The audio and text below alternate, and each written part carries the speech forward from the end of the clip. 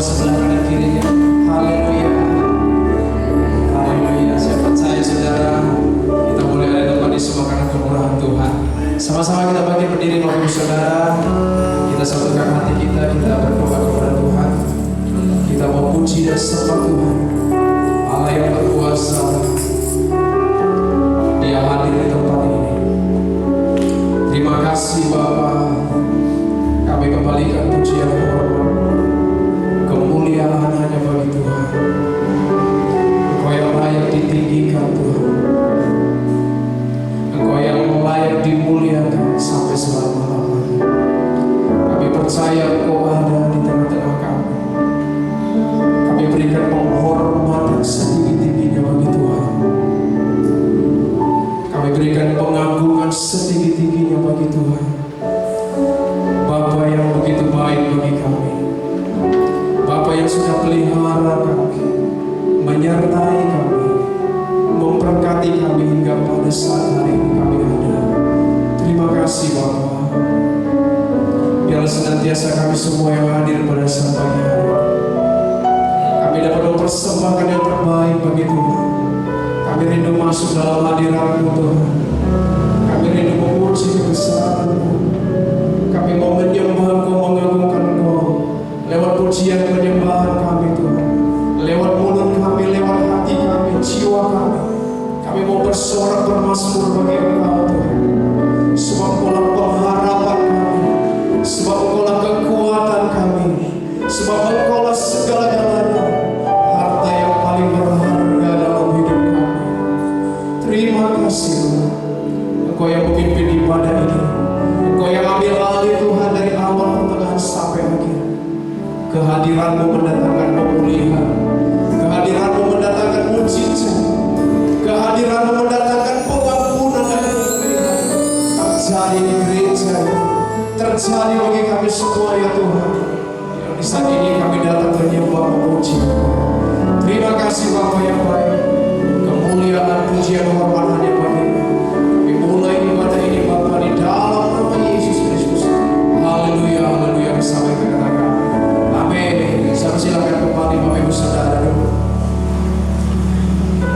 Mari kita angkat hati kita, pandang Tuhan Yesus yang begitu baik.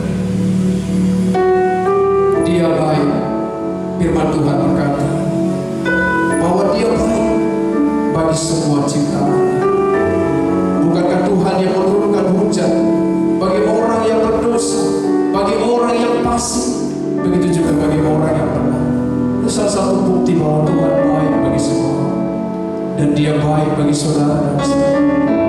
Dia baik bagi gereja-Nya. Dia baik bagi umat. Dia baik bagi segala-galanya. Terima kasih Tuhan. Terima kasih.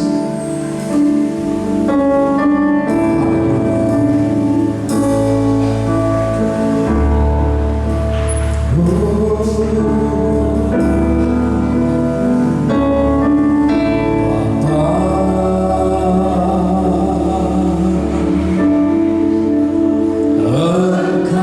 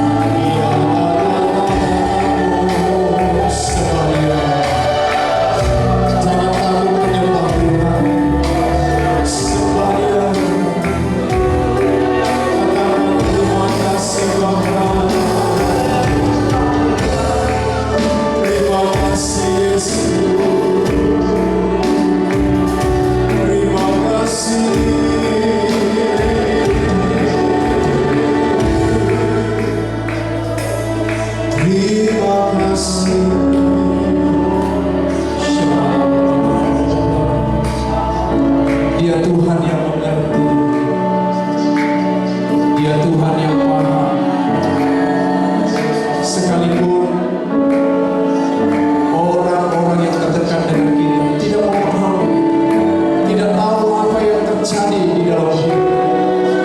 Tapi dia mampu, dia melebihi Bapa yang ada di dunia. Dia tahu, maka dia selalu baik.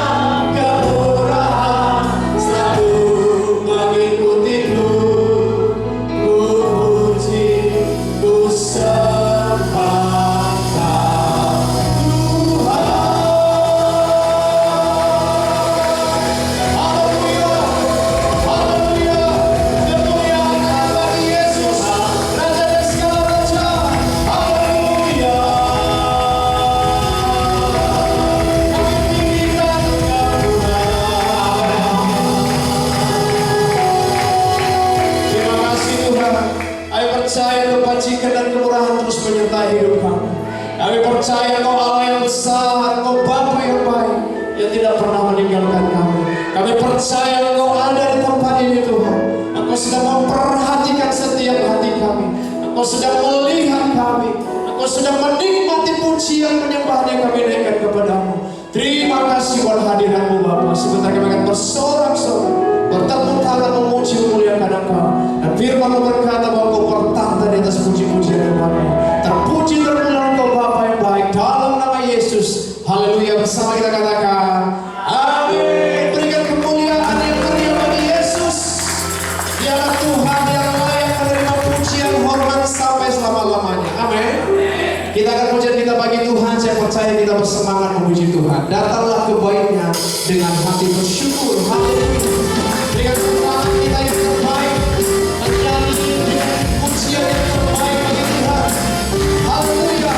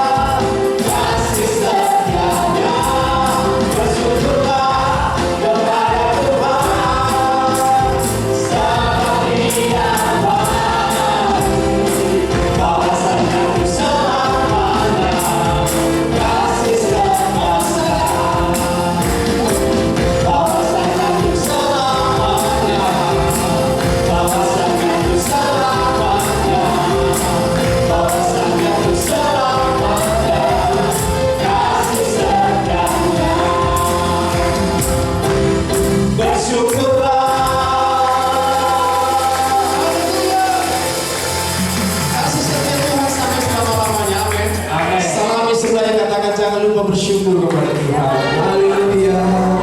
Kasih setia dan kebaikan Tuhan selalu sampai selama-lamanya dalam kehidupan kita. Amin. Masih mau bersuara Bapak Ibu Saudara? Kita akan lagi pujian kita kepada Tuhan. Lebih semangat lagi Bapak Ibu. Kita berikan pujian kita yang terbaik bagi Tuhan. Haleluya. Ada nama di atas segala nama. Ada nama Yesus. Tidak ada nama lain yang boleh kita peroleh keselamatan dan kemenangan. Haleluya. Saudara yang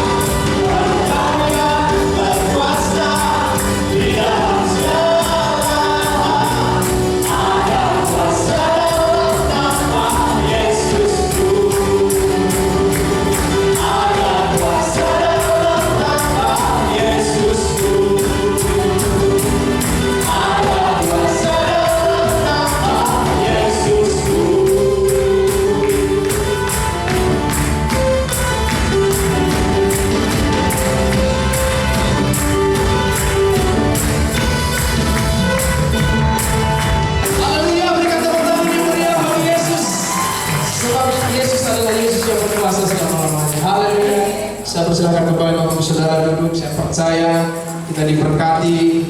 Pujian kita menyukakan hati Tuhan. Amin, saudara. Kita akan berikan persembahan kita yang pertama. Kami mengundang hamba Tuhan yang bertugas.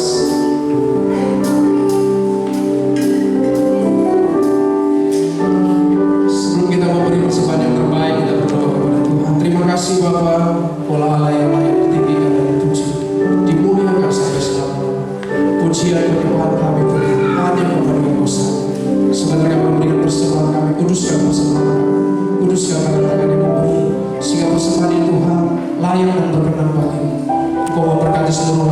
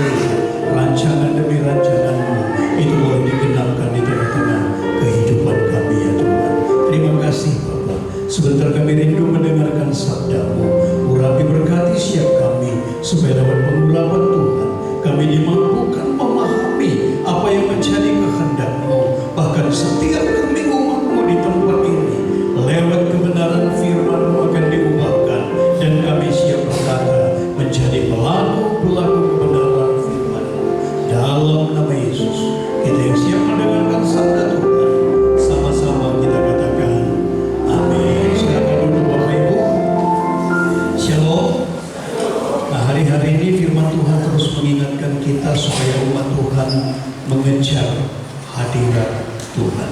Saya percaya kalau kita memiliki kesukaan berdiam di dalam hadirat Tuhan, maka kita akan memiliki kepekaan.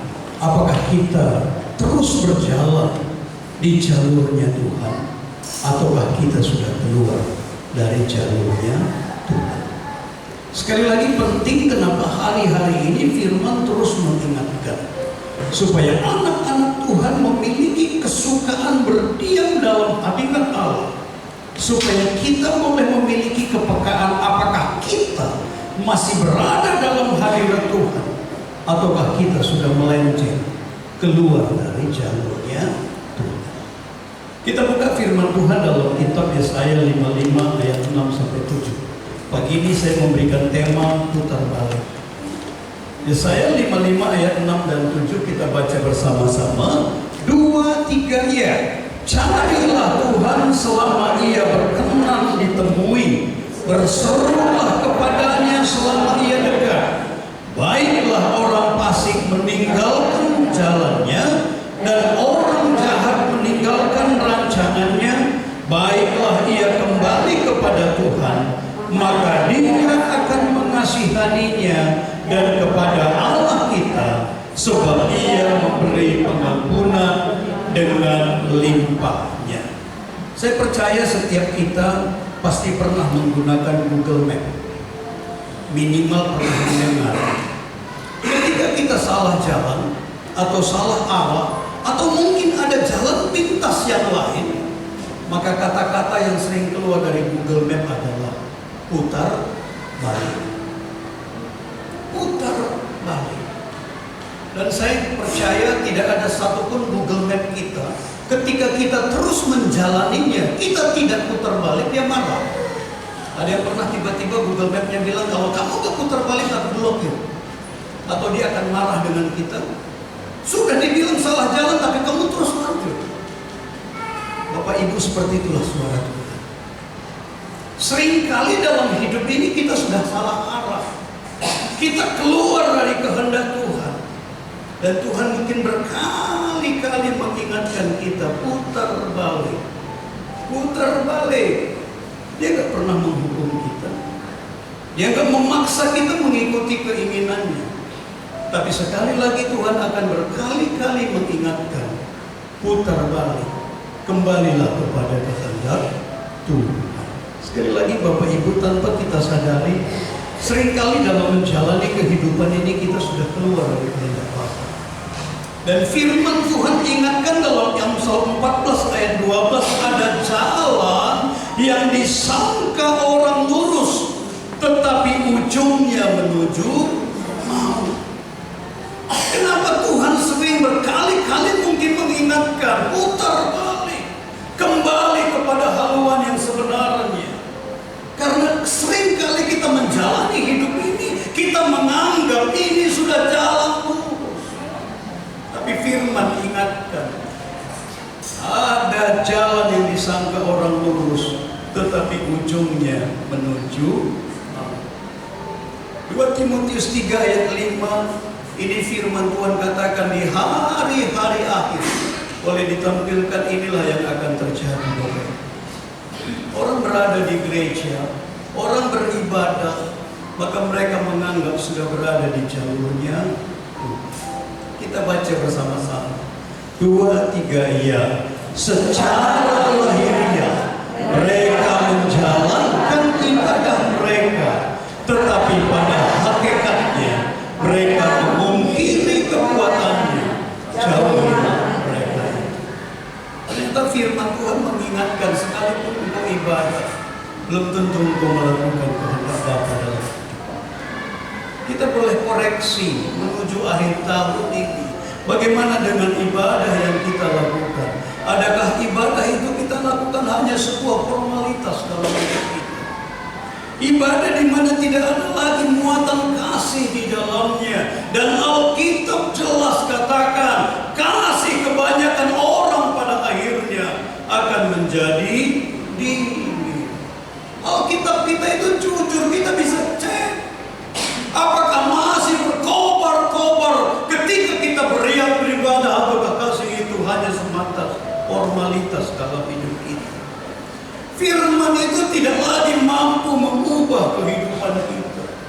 Tapi seringkali kita menganggap firman ini adalah sebuah hal yang harus hanya untuk kita dengar, tetapi bukan untuk kita lakukan dalam hidup kita.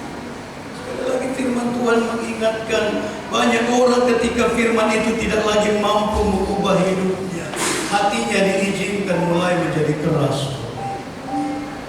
Berakhir kepada apa? Dosa akan mulai menggerogoti dalam hidup kita.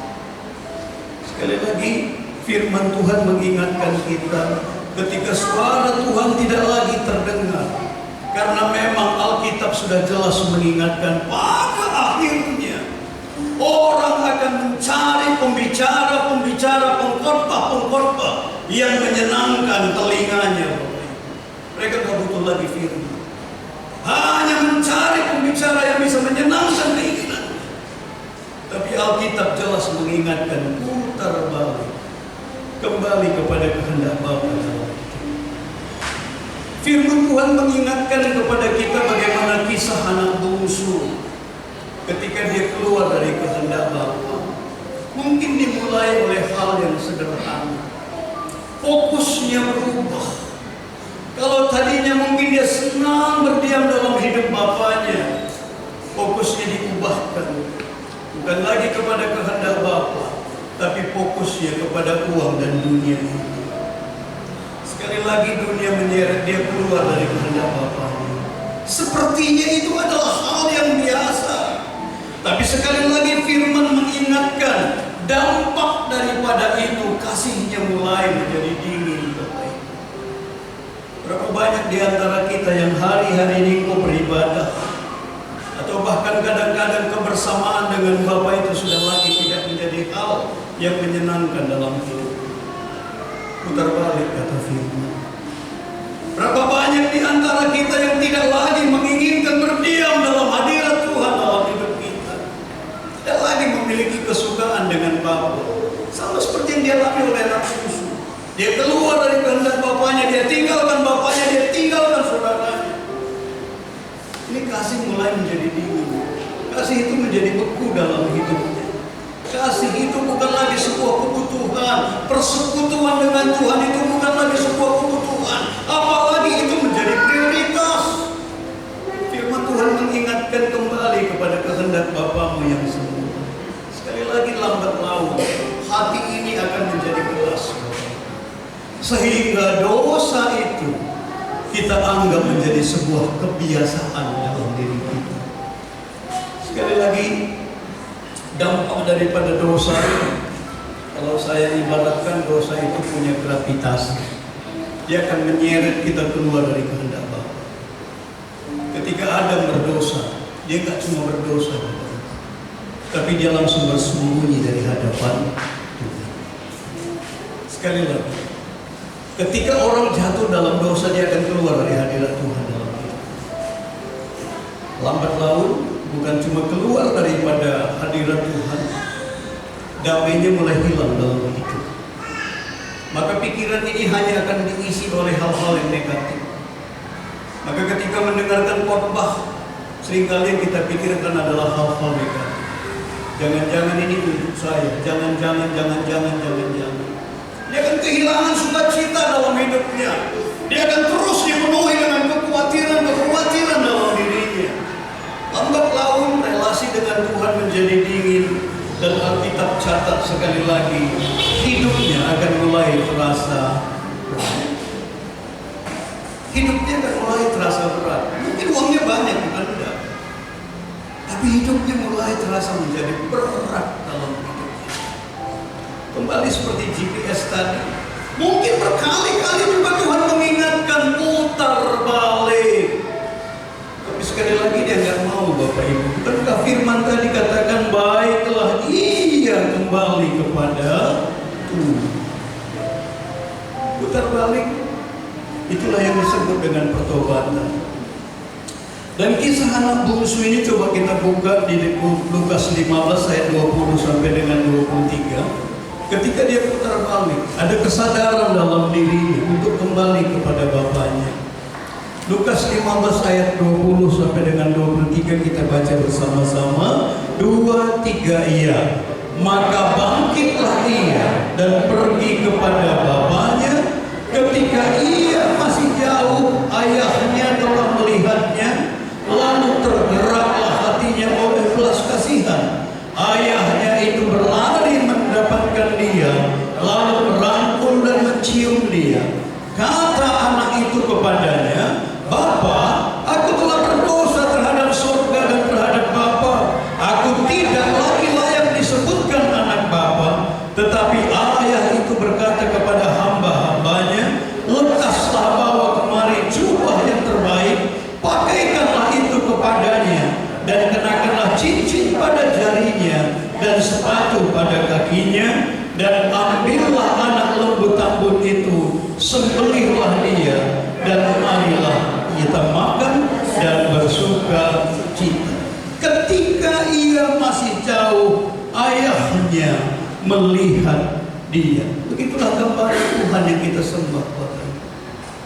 Dia terus memperhatikan kehidupan kita, menanti kembalinya anak ini kepada dia.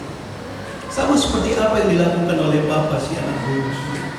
Makanya firman katakan ketika ia melihat anak ini putar balik, masih jauh ayahnya melihat dia. Sekali lagi saya percaya setiap kita anak-anak Tuhan, kalau kita menyadari betapa hebatnya Tuhan yang kita sembah, kalau kita kembali maka sama seperti Bapa. Dia bukan memberikan hukuman kepada anak bungsu, tetapi firman Tuhan jelas mencatat, ia memeluk dan mencium dia. Betapa rindunya Tuhan anak-anaknya mengalami apa yang menjadi rancangan dia yang sesungguhnya dalam kehidupan kita. Sekali lagi Bapak Ibu, ketika anak ini kembali maka firman Tuhan mencatat, ayahnya itu berlari mendapatkan dia, lalu merangkul dan mencium dia. Sekali lagi menjalani hidup kita nggak bisa sekaligus dua arah. Kita harus arah. Makanya kenapa firman itu katakan kamu nggak bisa setia kepada Allah, kepada Yesus Kristus yang kau sembah, kemudian setia lagi kepada Mammon. Engkau pasti tidak setia kepada salah satu di antaranya. Tuhan nggak katakan kau akan menjadi miskin kalau engkau menyembah aku. Kita bisa lihat tokoh-tokoh Alkitab siapapun yang memprioritaskan Tuhan dalam hidupnya. Bahkan Alkitab catat, Ishak yang tadinya nggak memiliki apa-apa diberkati oleh Tuhan, sangat kaya, bahkan sangat kaya. Apakah Daud menjadi orang miskin ketika dia sungguh-sungguh mengikut Tuhan? Tidak. Apakah Abraham menjadi susah ketika dia sungguh-sungguh mengikut Tuhan? Kemarin di doa puasa saya mengingatkan, sebenarnya April ketika Korea membuat sebuah festival ataupun konferensi di sana, saya tidak mau berangkat. Sungguh-sungguh saya nggak kepingin berangkat. Makanya saya jawab pun nggak apa yang mereka tanyakan. Kamu ikut berangkat nggak Pas? Kemarin di hari Jumat atau hari Sabtu saya lupa. Akhirnya Pastor Kim telepon, kenapa belum didaftar? Apa masalahnya? Kalau hanya masalah transport, modal hotel, mau apa yang tanggung? Selama kita ikut dengan Tuhan, jalan-jalan Tuhan yang akan buka dalam hidup. Saya nggak pernah menantikan, mengharapkan itu. Tapi kalau Tuhan yang menyertai memimpin hidup, Tuhan sanggup membukakan pintu-pintu yang tertutup dalam hidup. Kenapa firman Tuhan mengingatkan, ketika kita kembali kepada hadirat Allah, kembali kepada kehendaknya dalam hidup, maka di dalam Yesaya 55 ayat 7 tadi firman Tuhan jelas memberikan sebuah janji bagi kita. Maka dia yang dimaksud ini adalah Yesus Kristus, akan mengasihani hidupmu, akan mengampuni hidupmu, dan memberkatimu dengan limpah. Bukan setengah, Bapak Ibu. Bukan setengah-setengah, tapi dengan limpahnya firman Tuhan catat dalam kehidupan kita. Mari kita perhatikan apa yang dialami oleh anak bungsu tadi. Ketika dia kembali kepada bapaknya, ketika dia mulai putar balik dan kembali kepada jalur yang sesungguhnya, maka firman Tuhan mencatat dia diberikan jubah yang terbaik. Jubah yang terbaik. Kemudian firman katakan maka dia mulai dikenakan cincin dan dipakaikan sepatu, bahkan disambut dengan pesta lembu tambur. Artinya ada sukacita besar ketika anak ini kembali kepada Bapa. Bayangkan ketika satu keinginan dalam diri kita dan kita berkata kepada Tuhan, saya akan tutup tahun 2025 ini dan saya akan kembali kepada kehendak-Mu dalam hidup. Kita belum berbuat apa-apa, sorga akan bersorak, Bapak Ibu. Firman Tuhan mencatat ketika itu kita lakukan, maka berkat kasih Allah akan memulihkan, mengampuni, mengangkat martabat kita, bahkan kita akan diberikan hak yang menjadi milik kita, menjadi anak yang dikasihi oleh Tuhan. Makanya diberikan cincin, ada otoritas dikembalikan kepada sebagai anak Sang Bapa itu dalam hidup. Sesungguhnya Tuhan berkali-kali mengingatkan kita, kalau kita kejar perkenanan Tuhan, maka sesungguhnya Dia yang akan melimpahkan berkat. Dan Tuhan janjikan, aku yang tambahkan, kata Tuhan, bukan engkau yang cari. Tuhan tambahkan, itu indah Bapak. Makanya kita akan bisa berkata hidup ini karena anugerah, bukan karena kuat dan gagahku, tetapi karena keperkasaan Allahku yang bekerja dalam hidup. Firman Tuhan sekali lagi mengingatkan kita, carilah Tuhan selama Ia berkenan di tubuh. Jangan nunggu seperti saudara-saudara kita yang mengalami keadaan yang tidak baik. Kalau kemarin saya katakan ada saat, ada momen orang nanti tidak ada lagi solusi apapun selain hanya ada di dalam nama Yesus. Jangan tunggu keadaan itu terjadi dalam hidup. Kenapa firman mengingatkan, carilah Tuhan selama Ia berkenan ditemui, berserulah kepadanya selama Ia dekat. Dan sekali lagi janji Tuhan begitu indahnya bagi kita. Baiklah ia kembali kepada Tuhan, maka Dia akan mengasihaninya, dan kepada Allah kita, sebab Ia memberi pengampunan dengan limpah. Inilah keinginan hati Tuhan bagi kita pagi ini. Renungkan 2025. Apakah engkau tetap di jalurnya Tuhan, ataukah kita sudah mulai keluar dari jalur Tuhan? Pepatah dunia katakan kapal itu tidak selalu keluar dari, ataupun dia akan terkandas atau keluar dari apa yang menjadi tujuannya karena badai besar. Tapi banyak kapal yang salah arah hanya gara-gara satu derajat dalam hidup. Ketika dia mulai salah arah satu derajat, itu lama-lama itu keluar dari apa yang menjadi tujuan. Begitulah hidup kita. Kenapa Tuhan mengingatkan putar balik, putar balik? Kita mungkin sudah menjalani banyak hal di 2025 dengan segala upaya, tenaga, atau apapun yang kita lakukan dalam hidup kita, membuat kita menjadi lelah. Padahal engkau punya Tuhan yang hebat dalam hidup.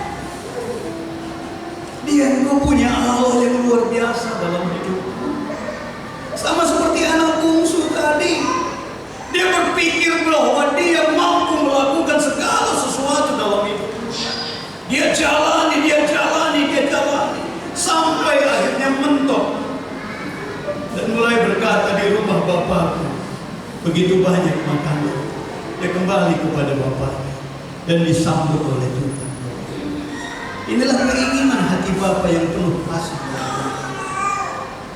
Saya undang kita bangkit berdiri, renungkan kembali kebenaran firman Tuhan ini dalam hidup kita.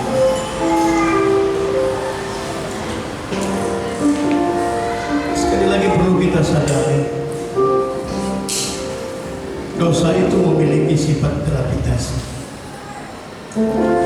Ketika engkau izinkan dosa itu terjadi dalam dirimu,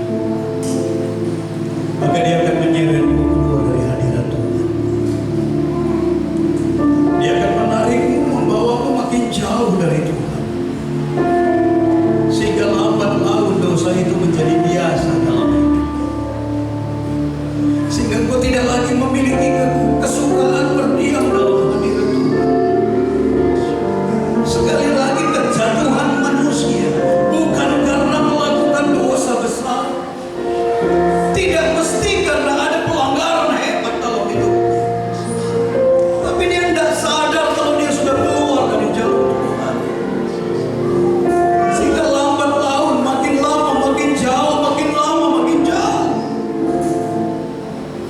Tapi hari ini Tuhan mengingatkan oleh kasih yang Dia miliki. Kembali putar balik. Kembali ke jalurnya Tuhan.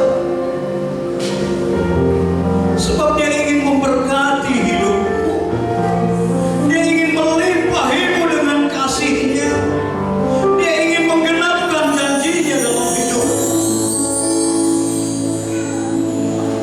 Pagi hari ini saya rindu setiap kita fokus kepada kehendak Bapa dalam hidup. Fokus kepada keinginan Tuhan dalam hidup. Panggil nama Yesus. Katakan Yesus, Yesus, Yesus.